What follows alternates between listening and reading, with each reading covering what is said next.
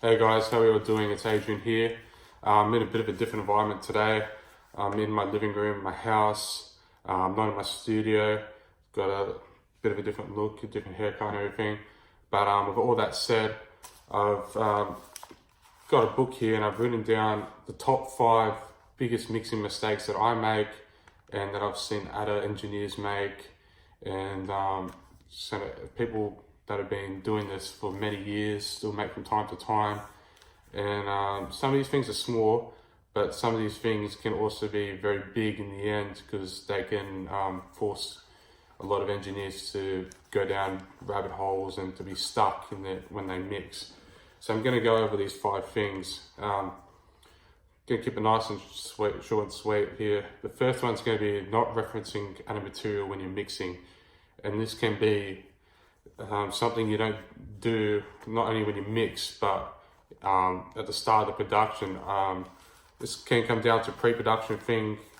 So by referencing other material, so taking your song and trying to make sure that it can compete with something in a similar genre to what it is. So,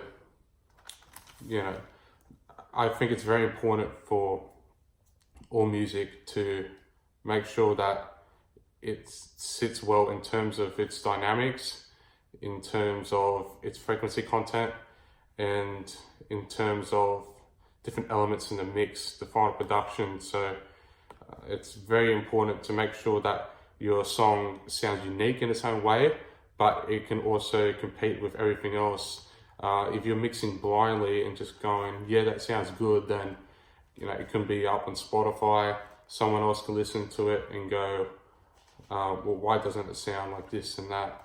What this song sounds a bit weird. So referencing is very important, and it's very, very overlooked. And so my second point I'm going to talk about is not visualizing the final result when you start mixing. Mixing to me is pretty much like driving. You have to have a final destination of where you're going. When you drive, you just don't hop in the car and hope for the best and think, oh, I'm going to try this, I'm going to try that, I'm going to end up somewhere. Then you get lost. It's the same in your mix. You need to have a plan of attack of what you're going to do, and you need to think about the final result. So the final result could be, do I want the vocal to sound wet? Do I want it to sound dry? How loud do I want to be in the mix? Everything really. You got to understand the certain layers in terms of a mix of your foreground, your background, and where you want things to be. Do you want things to be on the sides? Do you want stuff to be straight up the middle? So you need to think in your head before you mix what it's going to sound like. Otherwise, if you just pull everything up and hope, then it's going to take a lot longer than if you already decided what you want to sound like. And that even goes back to my first point when I talk about referencing material. You can use your reference as a point of visualizing in your mind what you want your final mix to sound like. So then my third topic I'm going to talk about is using the solo button too much.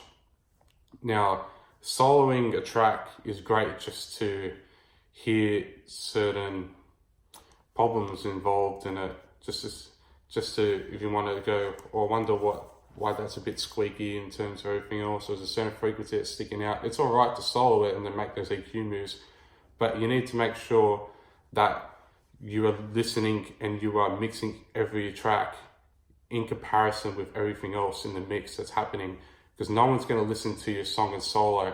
There's no point of it sounding great in solo if it sounds terrible compared to everything else. Some things that sound great in terms of a track sound horrible in solo. So make sure you just don't do everything in solo. It can really do your head in, that one alone. And that kind of ties into my fourth decision, which is making mixed decisions by default. So as you mix for a long time, you kind of understand what works and what doesn't work. And by making decisions by default, it really goes into saying, oh, okay, or I'm always gonna take out, I don't know, 300 hertz out of a kick drum because every kick is too boxy and that. Like, no, some genres, some songs need that area there. Or saying, oh, I'm always going to boost 8K on the kick, or even other things like high pass filters, like, you know, I'm going to high pass filter everything except for kick and bass. It's like at 80 hertz. It's like, no, you need 80 hertz in your songs. Maybe not so much on a vocal because there's just nothing there in that register, but high passing guitars that high, it's like you need that thump, that energy there. You need to do what the track needs exactly. You can't just go putting things up just for the sake of it, or because it worked last time, or someone told you this works, or you're seeing other people do this. You know, you need to understand what the song needs and treat it, because every mix is different, really. And this kind of goes into my fifth point, which I'm going to say, and that is not understanding the theory behind the tools such as EQ, compression, reverb, and you know, if you want to be a professional engineer, you need to understand all the components of an EQ. You need to understand what a compressor is, what the different controls are. You need to understand how the ratios work, how the attack and release work, everything, even gates. You need to understand the hold. You need to understand what's choking. You need to train your ears, because there's really a lot of theory behind what we do, and there's a lot of stuff you need to know. And you know, going back to making things by default, if you don't understand it, then you know, your mixes aren't really going to turn out well. The more you understand the theory and the more you can identify what's going on, the quicker decisions you're going to make when you mix. Your mixes are going to sound better and everyone's going to be happier. So I hope you guys can realize these tips and to use them and adjust them in a way that will help your mixes. So make sure to subscribe to this channel. Hope you guys enjoyed this video, and I'll be coming up with more mixing tips and more tricks, more tutorials in the future. Starting from next week, I'm coming out with a guide on how to mix a full song from scratch.